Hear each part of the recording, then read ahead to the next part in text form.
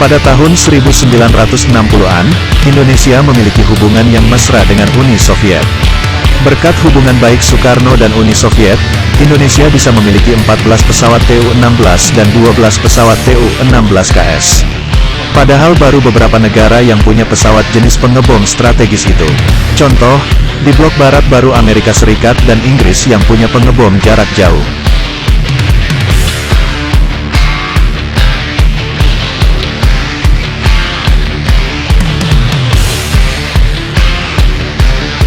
Banyak negara bilang, Tu-16 disebut sebagai bajar pesawat pengebom paling menakutkan.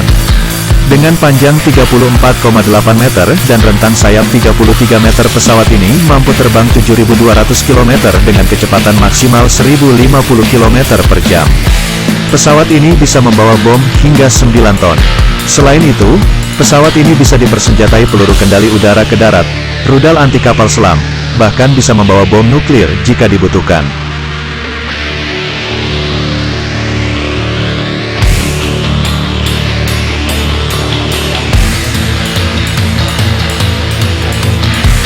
Soekarno membeli pesawat canggih ini untuk menghadapi Belanda dalam konfrontasi memperebutkan Irian Barat. Tak cuma Tu-16, AURI atau TNI AU juga membeli puluhan jet serang MiG-15, MiG-17 dan MiG-19. Saat itu Indonesia dikenal sebagai negara paling kuat di bumi bagian selatan. Dengan kekuatan udara yang besar, Indonesia mempunyai bargaining position yang kuat terhadap beberapa negara besar seperti Belanda, Inggris dan Australia. Dalam diplomasi pembebasan Irian Barat atau Trikora, begitu kuatnya Angkatan Udara Indonesia, hingga mampu memaksa Belanda meninggalkan bumi cendrawasih.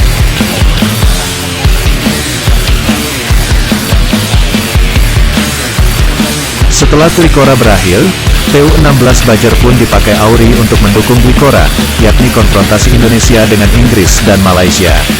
Pertengahan 1963, AURI mengerahkan 3 Tu-16 versi bomber, Bajar A, untuk menyebarkan pamflet di daerah musuh. Satu pesawat ke Sarawak, satunya ke Sandakan dan Kinabalu, Kalimantan. Keduanya wilayah Malaysia, sementara pesawat ketiga ke Australia. Khusus ke Australia, Tu-16 yang dipiloti Komodor Udara Suwondo bukan menyebarkan pamflet, tapi membawa peralatan militer berupa parasut, alat komunikasi, dan makanan kaleng.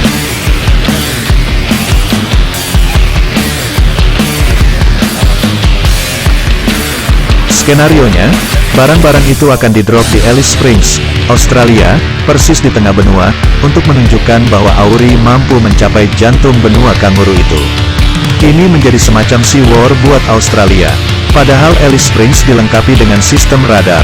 Walau begitu, misi tetap dijalankan.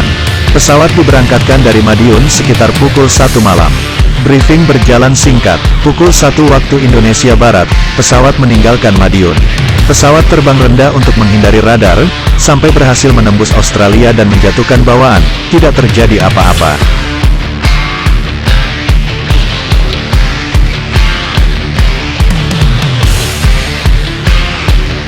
Pesawat pencegat F-86 Sabre pun tak terlihat aktivitasnya. Rudal anti pesawat Bloodhound Australia yang ditakuti juga tertidur. Karena pesawat berputar agak jauh, ketika tiba di Madiun matahari sudah agak tinggi, sekitar pukul 8 pagi.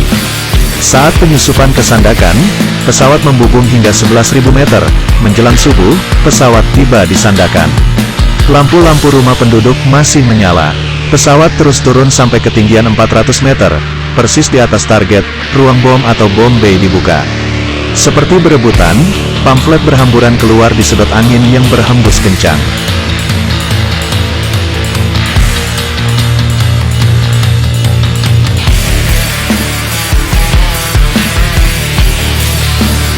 Akhirnya, setelah semua pamflet tersebar, mereka kembali ke Iswahyudi dan mendarat dengan selamat pukul 8.30 pagi.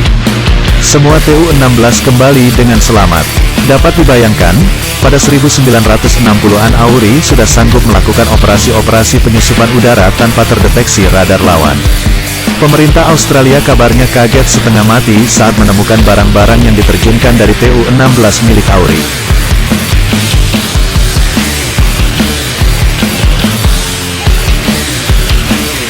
Mereka tak menyangka pengebom raksasa milik Indonesia bisa gentayangan tanpa terdeteksi radar mereka. Untungnya, saat itu bukan bom 9.000 kg yang dibawa Auri, tapi hanya parasut dan makanan kaleng. Semua itu dilakukan sekadar untuk menggertak Australia agar tak ikut latah membela Malaysia dan Inggris. Kalau saat itu perang, bisa dibayangkan kerusakan seperti apa yang akan dialami Australia.